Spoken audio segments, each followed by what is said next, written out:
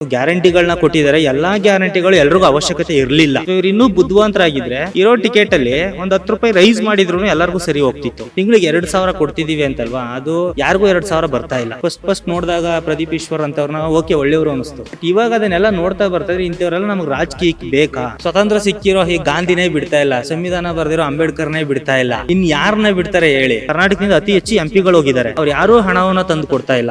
ಇಲ್ಲಿ Congress vote ಹಾಕಿಸ್ಕೊಂಡಿರೋ MLA ಕೂಡ ಈ ರಾಜ್ಯಕ್ಕೆ ಏನ್ ಬೇಕು ಅದನ್ನ ಇವರು ಮಾಡ್ತಾ ಇಲ್ಲ. ಎಂಡ್ ಆಫ್ ದ ಡೇ ಏನಾಗ್ತಿದೆ, ಓಟ್ ಹಾಕ್ತಾರೆ ಎಲ್ಲ ಬಕ್ರಗಳು. ಈಗ ನೀವು ರಿಯಲ್ ಎಸ್ಟೇಟ್ ಮಾಡ್ಬಿಟ್ಟು ನಿಮ್ಮ ಹತ್ರ ಒಂದು 5 ಕೋಟಿ ಇದೆ ಅನ್ಕೊಳ್ಳಿ, ನೆಕ್ಸ್ಟ್ ಗ್ರಾಮ ಪಂಚಾಯತ್ ಎಲೆಕ್ಷನ್ ನಿಮ್ ಟಿಕೆಟ್ ಇದ್ದೇ ಇದೆ.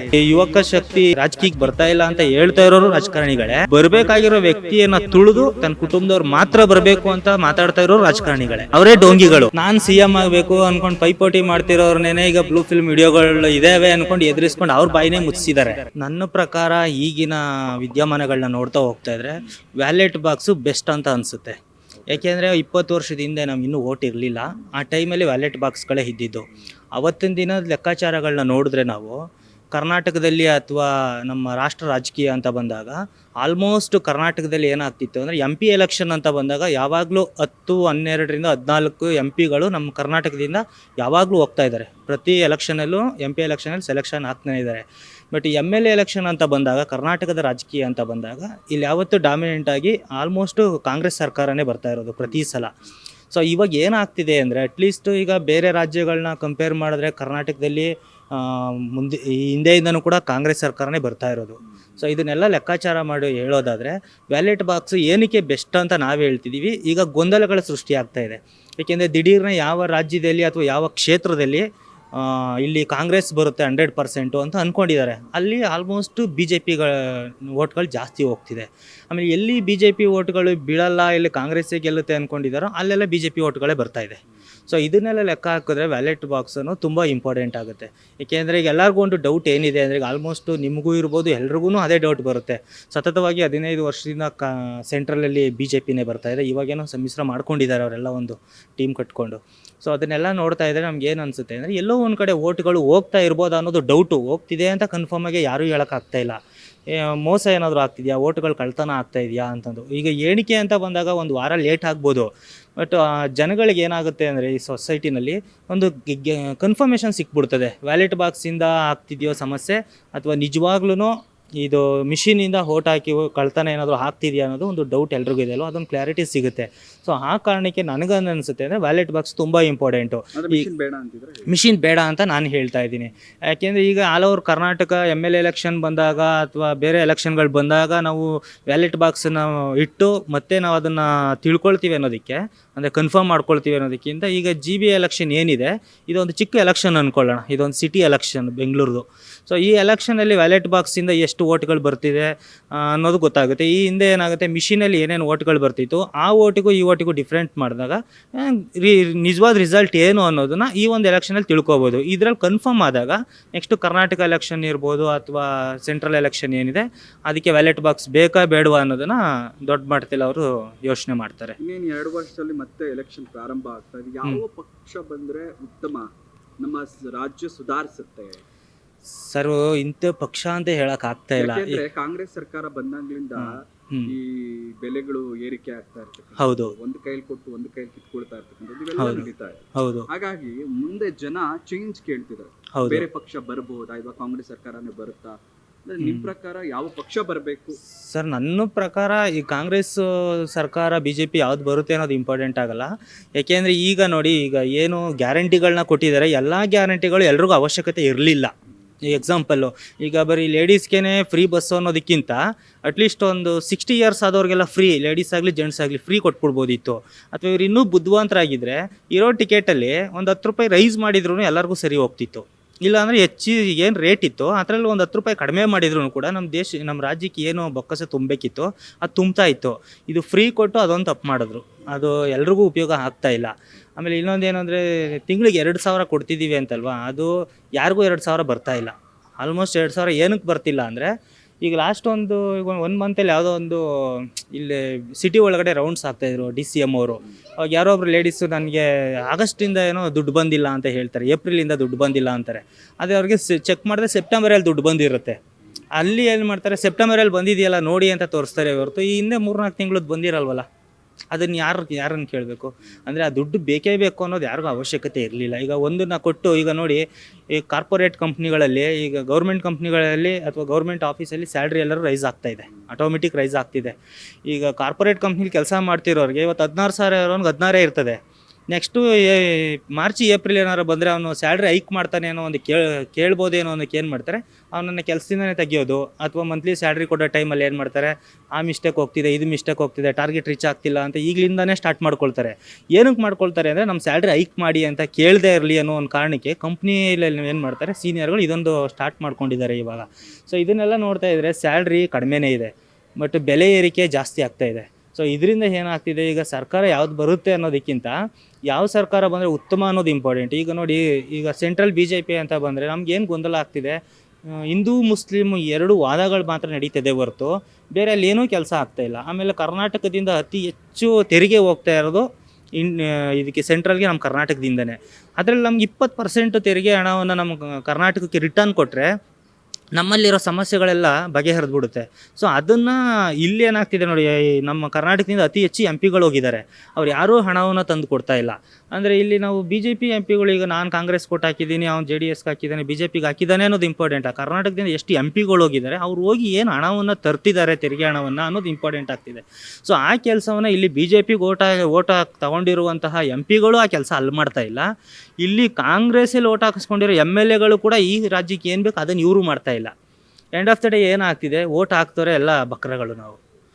ಈಗ ಯುವ ಶಕ್ತಿ ಕುಂದುತ್ತಾ ಇದೆ ಅಂತ ಅನ್ನಿಸಲ್ವ? ಯಾಕೆಂದ್ರೆ ರಾಜಕಾರಣ ಬರ್ತಿಲ್ಲ, ಈಗ ಮೋಜು ಮಸ್ತಿಯಲ್ಲಿ ನಿರತರಾಗ್ಬಿಟ್ಟಿದ್ದಾರೆ ಯುವ ಶಕ್ತಿ. ಸೊ ಅಂತವರಿಗೆ ಏನ್ ಹೇಳೋದಕ್ಕೆ ಬಯಸ್ತೀರಿ ಸರ್? ಮೋಜು ಮಸ್ತಿನಲ್ಲಿ ಯುವಕರು ಏನಕ್ಕೆ ಅಲ್ಲಿ ಮಾರು ಹೋಗ್ತಿದ್ದಾರೆ ಅನ್ನೋದಕ್ಕೆ ಅವ್ರಿಗೆ ಸರಿಯಾದ ಉದ್ಯೋಗ ಸಿಗ್ತಾ ಇಲ್ಲ. ಆಮೇಲೆ ಜೀವನವನ್ನು ಪಾಠ ಕಲಿಸ್ತಾ ಇರೋದೇ ಈ ಗೌರ್ಮೆಂಟು. ನಾವು ಯಾಕೆ ಓಟ್ ಹಾಕಿದ್ವಿ ಅಂತ ನಮಗೆ ಒಂದೊಂದ್ಸಲ ಡೌಟ್ ಬರ್ತಾ ಇದೆ. ಮತ್ತು ಈ ಒಂದು ರಾಜಕೀಯ ವ್ಯವಸ್ಥೆ ಬೇಕಾ ಅಂತಲೂ ನಮ್ಗೆ ಅನಿಸುತ್ತೆ. ಈಗ ನೋಡಿ, ಈಗ ಯುವಕರು ಏನಕ್ಕೆ ರಾಜಕೀಯಕ್ಕೆ ಬರ್ತಿಲ್ಲ ಅನ್ನೋದಕ್ಕಿಂತ ರಾಜಕೀಯಕ್ಕೆ ಬರೋದಕ್ಕೆ ಎಲ್ಲರಿಗೂ ಆಸಕ್ತಿ ಇದೆ, ದುಡ್ಡು ಯಾರ ಹತ್ರ ಇದೆ ನೋಡ್ತಾರೆ. ಈಗ ನೀವು ರಿಯಲ್ ಎಸ್ಟೇಟ್ ಮಾಡಿಬಿಟ್ಟು ನಿಮ್ಮ ಹತ್ರ ಒಂದು 5 ಕೋಟಿ ಇದೆ ಅಂದ್ಕೊಳ್ಳಿ, ನೆಕ್ಸ್ಟ್ ಗ್ರಾಮ ಪಂಚಾಯತ್ ಎಲೆಕ್ಷನ್ಗೆ ನಿಮ್ಗೆ ಟಿಕೆಟ್ ಇದ್ದೇ ಇದೆ. ಅಥವಾ ಬ್ಲಾಕ್ ಕಾಂಗ್ರೆಸ್ ಅಧ್ಯಕ್ಷ ಅಥವಾ ಬ್ಲಾಕ್ BJP ಅಧ್ಯಕ್ಷ ಇದನ್ನು ಸ್ಟಾರ್ಟ್ ಮಾಡ್ತಾರೆ. ಇದು ಎಲ್ಲಿ ಅಂದರೆ, ದುಡ್ಡು ಯಾರ ಹತ್ರ ಇದೆ, ಅವನ ಹತ್ರ 5 ಕೋಟಿ ದುಡ್ಡಿದೆ ಅಂದರೆ ಅವ್ನು ನೆಕ್ಸ್ಟ್ ಎಲೆಕ್ಷನ್ ಬರೋ ಅಷ್ಟರಲ್ಲಿ ಅವ್ನು ಬರಿಗಾಯಿ ಆಗಬೇಕು. ಈ ಕೆಲಸವನ್ನು ಮಾಡ್ತಾರೆ. ದುಡ್ಡು ಇರೋರನ್ನ ರಾಜಕೀಯಕ್ಕೆ ತಗೋತಾ ಇದ್ದಾರೆ. ಅದು ಬಿಟ್ಟರೆ ಹಿಂದೆ ನೋಡಿ, ನಿಮ್ಮೂರಲ್ಲೇ ಇರ್ಬೋದು, ನಮ್ಮೂರಲ್ಲೇ ಇರ್ಬೋದು, ತುಂಬ ಸೀನಿಯರ್ ರಾಜಕಾರಣಿಗಳಿದ್ದಾರೆ. ಬಿಟ್ಟಿದ್ದವರು MLA MP ಲೆವೆಲ್ಗೆ ಹೋಗೋ ಮಟ್ಟಕ್ಕಿದ್ದಂಥ ಒಳ್ಳೊಳ್ಳೆ ರಾಜಕಾರಣಿಗಳಿದ್ದಾರೆ. ಈಗ 60-70 ವರ್ಷ ಆಗಿದ್ದಾರೆ. ಅವ್ರು ಇವತ್ತಿಗೂ ಬಡತನದಲ್ಲೇ ಬದುಕ್ತಿದ್ದಾರೆ. ಮಕ್ಕಳು ಬಂದು ಗೌರ್ಮೆಂಟ್ ಕೆಲಸ ಕೊಡ್ಸೋಕ್ಕಾಗ್ತಾಯಿಲ್ಲ. ಸೊ ಇಂಥ ಪರಿಸ್ಥಿತಿಲಿ ಇದ್ದಾರೆ ಅಂದಾಗ ಯುವಕ ಶಕ್ತಿ ಏನಕ್ಕೆ ಬರ್ತಿಲ್ಲ ಅಂದರೆ ಅವ್ರ ಹತ್ರ ದುಡ್ಡಿಲ್ಲ. ಈಗ ನಾವು ದುಡ್ಡು ಇಟ್ಕೊಂಡ್ರೆ ಆ ದುಡ್ಡನ್ನು ಖರ್ಚು ಮಾಡ್ಕೊಂಡು ಎಲೆಕ್ಷನ್ಗೆ ಹೋಗಬೇಕು. ಈಗ ಗ್ರಾಮ ಪಂಚಾಯತಿ ಎಲೆಕ್ಷನ್ ಏನಿದೆ ಅಂದರೆ ಕಾಂಪಿಟೇಷನ್ ಆಗಿಬಿಟ್ಟೈತೆ. ಒಂದು ಊರಲ್ಲಿ ಈಗ ಒಂದು ಗ್ರಾಮ ಪಂಚಾಯತಿ ಎಲೆಕ್ಷನಲ್ಲಿ 1,500,000 ಓಟ್ ಇರುತ್ತೆ. ಆ ಓಟ್ಗೆ ಅವನು ದುಡ್ಡು ಹಾಕಬೇಕು. ಓಟ್ಗೆ ಒಂದು 1,000 ರೂಪಾಯಿ ಕೊಟ್ಟರೆ ಊರವ್ರು ಓಟ್ ಹಾಕ್ತಾರೆ ಅನ್ನೋದು ಗ್ಯಾರಂಟಿ ಇಲ್ಲ. ಮತ್ತು ಅವನು ಆ ದುಡ್ಡನ್ನ ಪಂಚಾಯತಿನಲ್ಲೇ ದುಡ್ಡು ಎತ್ತಬೇಕು. ಅವ್ನಿಗೆ ಬೇರೆ ಉದ್ಯೋಗ ಏನಿಲ್ಲ. ಅವ್ನು ದುಡ್ಡು ಕಳೆದು ರಾಜಕೀಯದಲ್ಲಿ ಅವ್ನು ಮಾಡೋದು ಏನೂ ಇರಲ್ಲ. ನೆಕ್ಸ್ಟ್ ಎಲೆಕ್ಷನ್ಗೆ ಈಗ ನೋಡಿ, ಒಂದು ಸಲ MLA ಆದವನು ಸತತವಾಗಿ 20 ವರ್ಷ 30 ವರ್ಷ 40 ವರ್ಷದಿಂದ ಅವರೇ ಆಗ್ತವ್ರೆ. ಅದೇ ಗ್ರಾಮ ಪಂಚಾಯತ್ ಎಲೆಕ್ಷನ್ ಅದು ನೋಡಿ, ಇವತ್ತು ನಿಮಗೆ ಟಿಕೆಟ್ ಕೊಟ್ಟಿದ್ರೆ ನಾಳೆ ಇನ್ನೊಬ್ಬನ ಕೊಟ್ಟಿರ್ತಾರೆ ಬೆಂಬಲಿತ ಅಭ್ಯರ್ಥಿಯಾಗಿ. ಪರ್ಟಿಕ್ಯುಲರ್ ಒಬ್ಬನಿಗೆ ಕೊಡ್ಬೋದಲ್ಲ. ಈಗ ಇವ್ರು ರಾಜಕೀಯದಲ್ಲಿ ನೋಡಿ, ಇವರೊಬ್ಬರೇ ಕಂಟಿನ್ಯೂ 20 ವರ್ಷ 30 ವರ್ಷ 40 ವರ್ಷ MLA ಅವರು. ಮತ್ತು ಅದು ಎಲ್ಲ ಕಾಂಗ್ರೆಸ್ ಸರ್ಕಾರನೂ ಅಷ್ಟೇ, ಆಲ್ಮೋಸ್ಟ್ ರಾಜಕಾರಣಿಗಳ ಮಕ್ಕಳೇ ಅಧ್ಯಕ್ಷಗಳಾಗಿರೋದು. ಯಾವುದೇ ಒಂದು ಇದರಲ್ಲಾಗಲಿ, ಸಂಸ್ಥೆಗಳಲ್ಲಾಗಲಿ, ಅಥವಾ ಈಗ ಬೊಮ್ಮುಲ್ ಅಂತ ಬಂದರೆ, ಅಥವಾ ಬೇರೆ ಬೇರೆ ತೆಂಗುನಾರು ಅದು ಯಾವ ಇದಾವಲ್ವಾ, ಅದು ಯಾವುದ್ರಲ್ಲೇ ತಗೊಂಡ್ರು ಕೂಡ ಅವ್ರವ್ರ ಮಕ್ಕಳು, ಅವ್ರ ಮನೆತನ, ಅವ್ರ ಕುಟುಂಬದವರೇ ಇರ್ತಾರೆ. ಯಾಕೆ ಅಂದ್ರೆ ಯುವ ಶಕ್ತಿ ಎಲ್ಲೂ ಪ್ರಶ್ನೆ ಮಾಡ್ತಾ ಇಲ್ಲ, ನಿಮ್ಮ ಮಕ್ಕಳಿಗೆ ಯಾಕೆ ಟಿಕೆಟ್ ಕೊಡ್ತಿದ್ದೀರಿ, ನಮಗೆ ಬಡವ್ರಿಗೆ ಯಾಕೆ ಟಿಕೆಟ್ ಕೊಡ್ತಿಲ್ಲ ಅಂತ ಯಾರು ಪ್ರಶ್ನೆ ಮಾಡೋರಿಲ್ಲ. ಹಂಗಾಗಿ ಅವ್ರು ಆಡಿದ್ದೇ ಆಟ ಆಯ್ತು, ಕುಣಿದಿದ್ದೇ ಕುಣಿತ. ಏನಕ್ಕೆ ಯುವಕರು ಯಾಕೆ ಪ್ರಶ್ನೆ ಮಾಡ್ತಿಲ್ಲ ಅಂದರೆ, ಈಗ ಹೇಳಿಲ್ವಾ, ಗ್ರಾಮ ಪಂಚಾಯತಿ ಎಲೆಕ್ಷನಲ್ಲಿ ಡಾಮಿನೆಂಟ್ ವ್ಯಕ್ತಿ, ಈಗ ಒಬ್ಬ ಕಾಂಗ್ರೆಸ್ ಬೆಂಬಲಿತ ಅಭ್ಯರ್ಥಿ, BJP ಬೆಂಬಲಿತ ಅಭ್ಯರ್ಥಿ, JDS ಬೆಂಬಲಿತ ಅಭ್ಯರ್ಥಿ ಅಂತಲೇ ನಿಂತ್ಕೊಳ್ತಾ ಇದ್ದಾರೆ. ಅದನ್ನು ನಾವು ಪ್ರತ್ಯೇಕವಾಗಿ ಎಲೆಕ್ಷನ್ಗೆ ನಿಂತ್ಕೊಳ್ತಾವ್ರೆ ಅನ್ನೋದು ಬರ್ತಾನೆ ಇಲ್ಲ. ಬೆಂಬಲಿತವಾಗಿ ಇದ್ದಾರೆ ಅಂದಾಗ ಈಗ ಯಾವನೊಬ್ಬ ಪ್ರಶ್ನೆ ಮಾಡ್ತಾನೆ ಅಂದರೆ, ಈಗ BJPಯಲ್ಲಿದ್ದಂಥ ವ್ಯಕ್ತಿ ಯುವಕ ಕಾಂಗ್ರೆಸ್ ಅವ್ರನ್ನ ಪ್ರಶ್ನೆ ಮಾಡ್ತಾನೆ ಅಂದರೆ ನೆಕ್ಸ್ಟ್ 5 ವರ್ಷದೊಳಗಡೆ ಅವನನ್ನು ಕಾಂಗ್ರೆಸ್ ಕೇಳ್ಕೊಂಡಿರ್ತಾರೆ. BJP ಅಂದರೆ ಆ ಕ್ಷೇತ್ರದಲ್ಲಿ ಯಾವ ಡಾಮಿನೆಂಟ್ ಪಕ್ಷ ಇದೆಯೋ ಆ ಪಕ್ಷದವ್ರು ಅವನ್ನ ಎಳ್ಕೊಂಡಿರ್ತಾರೆ. ಇಲ್ಲ ಅಂದರೆ ಅವನ ಮೇಲೆ 1-2 ಕೇಸ್ ಹಾಕ್ತಾರೆ. ಕೇಸ್ ಹಾಕ್ಬಿಟ್ಟು ಏನು ಮಾಡೋದು, ಅವನನ್ನು ಕುಗ್ಗಿಸೋದು ಕೆಲಸ. ಅವ್ನು ಎಷ್ಟು ದಿನ ಅಂತ ತಿರುಗ್ತಾನೆ ಪೊಲೀಸ್ ಸ್ಟೇಷನ್ಗೆ ಅಲ್ಲಿ ಇಲ್ಲಿ. ಅವಾಗ ಏನು ಮಾಡ್ತಾನೆ, ಅವನೇ ಸೈಲೆಂಟ್ ಆಗ್ತಾನೆ. ಇಲ್ಲಿ ಯುವಕ ಶಕ್ತಿ ರಾಜಕೀಯಕ್ಕೆ ಬರ್ತಾ ಇಲ್ಲ ಅಂತ ಹೇಳ್ತಾ ಇರೋರು ರಾಜಕಾರಣಿಗಳೇ. ಬರಬೇಕಾಗಿರೋ ವ್ಯಕ್ತಿಯನ್ನು ತುಳಿದು ತನ್ನ ಕುಟುಂಬದವ್ರು ಮಾತ್ರ ಬರಬೇಕು ಅಂತ ಮಾತಾಡ್ತಾ ಇರೋರು ರಾಜಕಾರಣಿಗಳೇ. ಈಗ ಮುಖ್ಯವಾಗಿ ಅವರೇ ಡೋಂಗಿಗಳು, ಅವರೇ ದೊಡ್ಡ ಕಳ್ಳರು. ಈಗ ನೋಡಿ, ಈಗ ರೀಲ್ಸ್ಗಳೆಲ್ಲ ನೋಡ್ತೀವಲ್ಲ, ಒಂದು ಕಡೆ ನಾಯಿಗಳು ಕಿತ್ತಾಡ್ತಾ ಇದ್ರೆ ರಾಜಕಾರಣಿ ಅಂತಾರೆ, ಏನೋ ಒಳ್ಳೆ ನಾಯಿಗಳು ಕಿತ್ತಾಡ್ದಂಗೆ ಕಿತ್ತಾಡ್ತಾರೆ ರಾಜಕಾರಣಿಗಳು ಅಂತಾರೆ. ಅಥವಾ ಇದು ಅಸೆಂಬ್ಲಿನಲ್ಲಿ ಹೊಡೆದಾಡ್ತವ್ರೆ. ಅಸೆಂಬ್ಲಿನಲ್ಲಿ ನೋಡಿ, ಈಗ ಎಕ್ಸಾಂಪಲ್ಲು ಈಗ ಪ್ರದೀಪ್ ಈಶ್ವರ್ ಇರ್ಬೋದು ಮತ್ತು ಪ್ರತಾಪ್ ಸಿಂಹ ಇರ್ಬೋದು, ಅವರಿಬ್ಬರು ನಾಯಿ ಹಂದಿ ಅಂದ್ಕೊಂಡು ಹೊಡೆದಾಡ್ತಾರೆ. ಇವರು ಒಬ್ಬರು ಈ ಸಮಾಜದಲ್ಲಿ ಬಂದಂಥವರು ಒಂದು ಮುಖ್ಯ ವಾಹಿನಿಯಲ್ಲಿ ಇಟ್ಕೊಂಡು ಕೆಲಸ ಮಾಡ್ತಿದ್ದಾರೆ.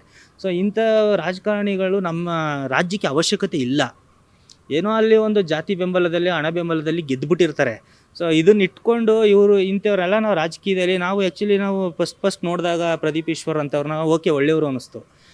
ಒಂದು ವಾಕ್ಚಾತುರ್ಯ ಇದೆ ಅಂತ ನಮಗೆಲ್ಲ ಅನ್ನಿಸ್ತಾ ಇತ್ತು.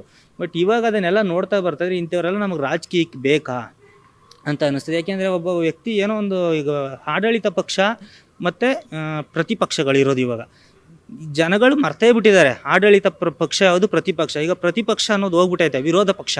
ಅವ್ನು ಒಳ್ಳೇದು ಮಾಡಲಿ ಕೆಟ್ಟೋದು ಮಾಡಲಿ ಅದನ್ನು ವಿರೋಧ ಮಾಡೋದು. ಅದನ್ನು ಬಿಟ್ಟರೆ ವಿರೋಧ ಪಕ್ಷದವ್ರು ಯಾವ ಕೆಲಸನೂ ಕರೆಕ್ಟಾಗಿ ಮಾಡ್ತಾಯಿಲ್ಲ. ಅಥವಾ ಡಾಮಿನೆಂಟಾಗಿ ಪ್ರಶ್ನೆ ಮಾಡುವಂತಹ MLAಗಳು ಕೂಡ ವಿರೋಧ ಪಕ್ಷದಲ್ಲೂ ಇಲ್ಲ. ಅಥವಾ ಕರೆಕ್ಟಾಗಿ ಈ ಸೊಸೈಟಿಗೆ ಏನು ಬೇಕು ಅದನ್ನು ಕೊಡುವಂತಹ MLAಗಳು ಕೂಡ ಈ ಆಡಳಿತ ಪಕ್ಷದಲ್ಲೂ ಇಲ್ಲ. ಕೆಲವರು ಕೈಗೊಂಬೆಗಳು ಹೋಗ್ತಿದ್ದಾರೆ, ಬಣಗಳನ್ನ ಕಟ್ಕೊಂಡು ಹೋಗ್ತಿದ್ದಾರೆ. ಅವ್ರು ನೆಕ್ಸ್ಟ್ ಇನ್ನೊಂದು ಎಲೆಕ್ಷನ್ ಬಂದರೆ ನನಗೇನು ಪೋಸ್ಟ್ ಸಿಗ್ಬೋದು, ಈಗಿಂದಲೇ ಎಲ್ಲ ಏನೋ ಹೇಳ್ತಾರಲ್ಲ ಬಕೆಟ್ ಹಿಡಿಯೋದು, ಅದು ಈಗಿಂದನೇ ಸ್ಟಾರ್ಟ್ ಮಾಡ್ಕೊಂಡು ಅವ್ರವ್ರ ಬೆಳೆ ಬೇಯಿಸ್ಕೊಳ್ತಾ ಇದ್ದಾರೆ. ಇದು ಎಲ್ಲಿ ಬದಲಾಗಬೇಕು ಅಂದರೆ ಫಸ್ಟು ನಮ್ಮ ಊರಿಂದನೇ ನಾವು ಸ್ಟಾರ್ಟ್ ಮಾಡಿದ್ರೆ, ನಾವು ಏನು ಬದಲಾವಣೆ ಬಯಸ್ತೀವಿ ಅದನ್ನು ಇಲ್ಲಿಂದನೇ ಸ್ಟಾರ್ಟ್ ಮಾಡಬೇಕು. ಸೊ ಅದು ಆಗ್ತಾ ಇಲ್ಲ ಸರ್. ಯುವಶಕ್ತಿಗಳು ಅಂದರೆ ದುಡ್ಡಿರ್ಬೇಕು ಸರ್, ದುಡ್ಡಿದ್ರೆ ಮಾತ್ರ. ಹೌದು. ಈಗ ಪ್ರದೀಪ್ ಈಶ್ವರ್ ಅಂತವ್ರಿಗೆ ಸುಮ್ಮನೆ ಟಿಕೆಟ್ ಕೊಟ್ಟಿಲ್ಲ, ಅವ್ರ ಹತ್ರ ಕೋಟ್ಯಾಂತರ ರೂಪಾಯಿ ದುಡ್ಡಿದೆ. ಅದಕ್ಕಿಂತ ಮುಂಚೆ ಅದೇ ಚಿಕ್ಕಬಳ್ಳಾಪುರದಲ್ಲಿ ಡಾಕ್ಟರ್ ಸುಧಾಕರ್ ಇದ್ರಲ್ಲ, ಅವರು ಡಾಮಿನೆಂಟ್ ಕ್ಯಾಂಡಿಡೇಟು. ಅವರು BJPಗೆ ಹೋದ್ರು ಅನ್ನೋ ಒಂದು ಕಾರಣಕ್ಕೆ ಅಲ್ಲಿ ದುಡ್ಡಿಟ್ಟಿರೋರನ್ನ ಆಯ್ಕೆ ಮಾಡ್ಕೊಂಡಿದ್ದಾರೆ. ಕಾಮನ್ ಪೀಪಲ್ನ ಯಾರು ಆಯ್ಕೆ ಮಾಡ್ಕೊಳ್ತವ್ರೆ, ಇವನ ಹತ್ರ ಒಂದಷ್ಟು. ಯಾಕೆ ಪ್ರಶ್ನೆ ಮಾಡ್ತಿಲ್ಲ ಅನ್ನೋದಲ್ವಾ ಕ್ವಶನ್? ಯಾಕೆ ಪ್ರಶ್ನೆ ಮಾಡ್ತಿಲ್ಲ ಯುವಕರು? ಈ ಸರ್ ಪ್ರಶ್ನೆ ಮಾಡೋದಕ್ಕೆ ಬಿಡದೇ ಇರುವಂಥದ್ದೇ ಈ ಸರ್ಕಾರ. ಈಗ ಏನಿದೆ ನೋಡಿ, ಇವಾಗ ನಾವು ಯಾವುದೋ ಒಂದು ವಿರುದ್ಧವಾಗಿ ಹೋರಾಟ ಮಾಡಿ ಸರ್ ಹೆಸರಿಗಷ್ಟೇ, ಇನ್ನೂ ಯಾರಿಗೂ ಸ್ವತಂತ್ರ ಸಿಕ್ಕೇ ಇಲ್ಲ. ಸ್ವತಂತ್ರ ಸಿಕ್ಕಿರೋ ಈ ಗಾಂಧಿನೇ ಬಿಡ್ತಾ ಇಲ್ಲ, ಸಂವಿಧಾನ ಬರೆದಿರೋ ಅಂಬೇಡ್ಕರ್ನೇ ಬಿಡ್ತಾ ಇಲ್ಲ. ಇನ್ನು ಯಾರನ್ನ ಬಿಡ್ತಾರೆ ಹೇಳಿ? ನಾನು CM ಆಗಬೇಕು ಅಂದ್ಕೊಂಡು ಪೈಪೋಟಿ ಮಾಡ್ತಿರೋರ್ನೇ ಈಗ ಬ್ಲೂ ಫಿಲ್ಮ್ ವಿಡಿಯೋಗಳು ಇದ್ದಾವೆ ಅಂದ್ಕೊಂಡು ಎದುರಿಸ್ಕೊಂಡು ಅವ್ರ ಬಾಯಿನೇ ಮುಚ್ಚಿಸಿದ್ದಾರೆ ಅಲ್ವಾ? ಸೊ ಯಾರು ಡಾಮಿನೆಂಟಾಗಿ ನಿಂತ್ಕೊಳ್ತೀನಿ ಅನ್ನೋರು ದೊಡ್ಡ ಕೋಟ್ಯಾಧೀಶ್ವರ ರಾಜಕಾರಣಿಗಳನ್ನೇ ತನ್ನ ಜೊತೆಲಿರುವಂತಹ ರಾಜಕೀಯದವರೇನೆ ಅವ್ರ ಸ್ನೇಹಿತರೆ ಅವ್ರನ್ನ ಬೆಳೆಯೋಕ್ಕೆ ಬಿಡ್ತಾ ಇಲ್ಲ ಅಂದಾಗ, ಇನ್ನು ಯುವಶಕ್ತಿ ಅಂತ ಯಾರಿದ್ದಾರೆ? ಓದ್ಬಿಟ್ಟು ಕೆಲಸ ಸೇರ್ಕೊಳ್ಳೋಕ್ಕೂ ಆಗ್ತಾಯಿಲ್ಲ, ಬಂದ್ಬಿಡ್ತು. ಈಗ ಏನಂದರೆ ಸರ್, ರಿಯಾಲಿಟಿ ಹೇಳಬೇಕು ಅಂದರೆ ಜಮೀನು ಇಟ್ಟಿರೋನೇ ಶ್ರೀಮಂತ. ಇನ್ನೂ 50 ವರ್ಷ ಆದರೂ ದುಡ್ಕೊಂಡು ನಿಮ್ಮದೇ ಇರ್ಬೋದು ಅನ್ನೋದಕ್ಕೆ ಜಮೀನು ಇಟ್ಟಿರೋನೇ ಶ್ರೀಮಂತ. ಯಾರೂ ಪ್ರಶ್ನೆ ಮಾಡೋಕ್ಕಾಗ್ತಾಯಿಲ್ಲ ಈಗ. ಇದು ನಮ್ಮ ರಾಜ್ಯದ ದೇಶದ ಪರಿಸ್ಥಿತಿ. ನೀವು ಸಣ್ಣ ಆಗ್ಬೇಕಲ್ವಾ? ಅದು ಒಂದು ಉತ್ತಮ ಆಹಾರದಿಂದ ಸಣ್ಣ ಆಗ್ಬೇಕಲ್ವಾ? ಪ್ರತಿದಿನ ನಮ್ಮ ಜೀನಿ ಸ್ಲಿಮ್ನ ಯೂಸ್ ಮಾಡಿ ಯಾವುದೇ ಸೈಡ್ ಎಫೆಕ್ಟ್ ಇಲ್ದಂಗೆ ನೀವು ಸಣ್ಣ ಆಗ್ತೀರಾ.